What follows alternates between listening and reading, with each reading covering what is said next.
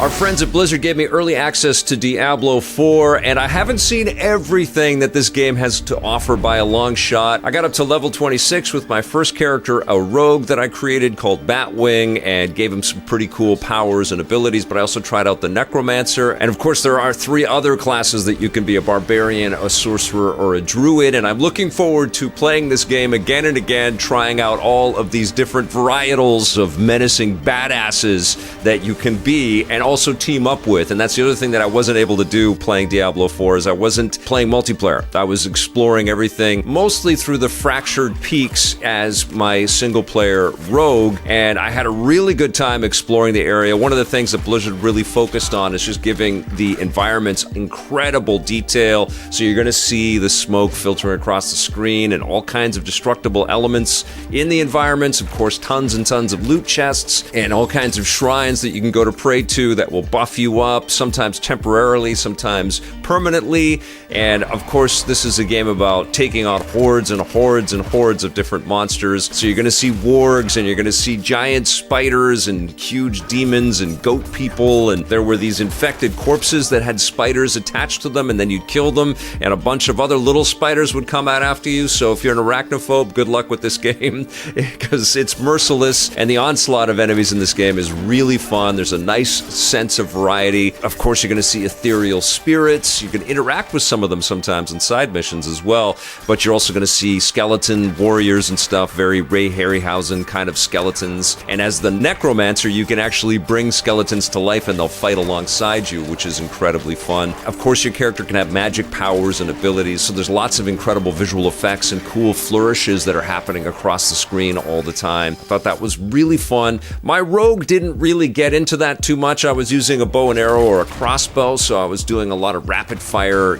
straight out of Lord of the Rings, Legolas, just kicking ass kind of moves like that. I was hurling my sword. I was dipping my arrows and my blades into poison and poisoning my enemies and stuff, but for the most part, my rogue was kind of grounded. He kind of evoked a little bit of Aragorn meets Legolas. He had a hood on and, all kinds of cool accoutrements and stuff, but he was a lot more down to earth. I am looking forward to playing more of the magic users in this game. I'm also looking forward to teaming up and playing and seeing the breadth and scope. Now, I wasn't able to see all of Sanctuary, which is the name of the world that you get to see in Diablo 4, which is broken up into 5 different regions. You've got Scosglen, which is supposed to evoke a little bit of the Scottish Highlands. You've got Fractured Peaks, which is all snowy and desolate, which is where you start the game in. There's Kyrgyzstan, which is more of the deserty area, and Dry Steppes, which is kind of rocky and mountainous. And there's also a swampy area called Hawazar. So I didn't get to see everything across the entirety of the map, but I was traversing, overland.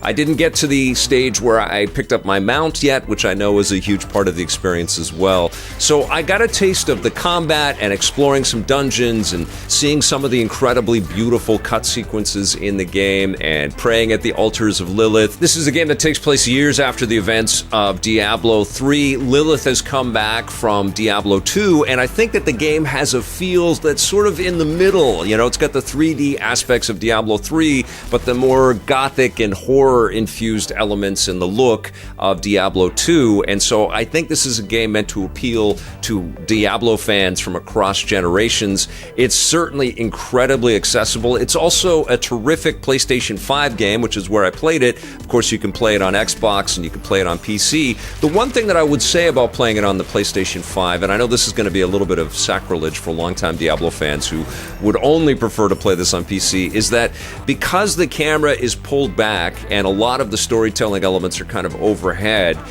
there is a sense of detachment because you're leaning back with your controller in your comfy chair. I think Diablo, as it was first envisioned and as it has sort of evolved and grown in appreciation and estimation over the years, is better suited to a lean-in type of experience on PC in terms of story, in terms of, bringing you into the world of Diablo. I think it's a lot more about getting into these finely tuned and crafted worlds with all of their little interactive bits and all of this beautiful detail. I mean, that's what comes off of the screen. You can absolutely still appreciate it on your big screen TV sitting back in console mode, but I do look forward to playing this on PC and also on a Steam Deck and the ROG Ally. I think this is going to be a wonderful game to play in handheld mode, honestly.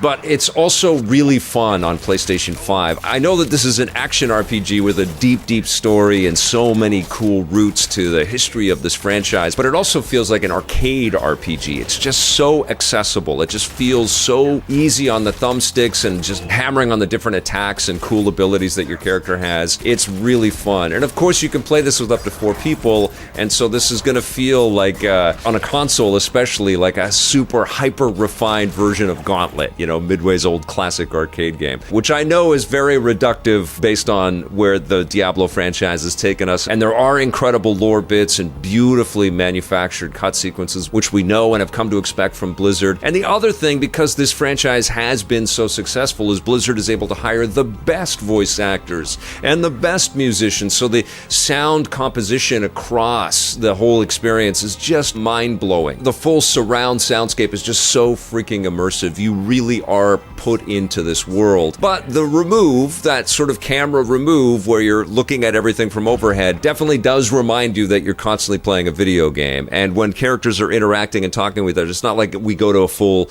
you know, move the camera around type cut sequence all the time. Those elaborate story bits are saved for specific moments. There are these elements in the game where you can come up to kind of a viewpoint and the camera will shift and give you a sense of the full 3D scope of the world that you're cruising around in.